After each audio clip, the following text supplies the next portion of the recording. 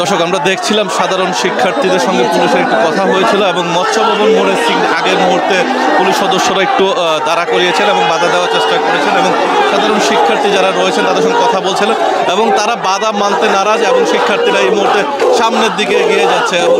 এই মুহূর্তে আমরা দেখছিলাম যে তারা সামনের দিকে অগ্রসর হচ্ছে এবং শিক্ষার্থীরা কিন্তু তাদের যে কর্মসূচি রয়েছে এবং সেই কর্মসূচি পালনে বদ্ধপরিকর এবং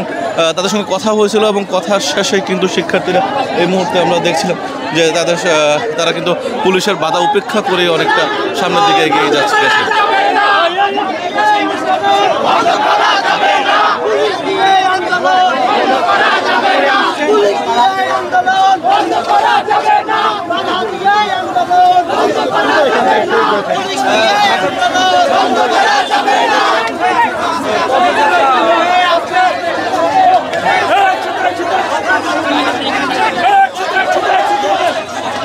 দর্শক, আমরা দেখছিলাম যে সমন্বয়কারী যারা রয়েছেন তারা অনেকেই কিন্তু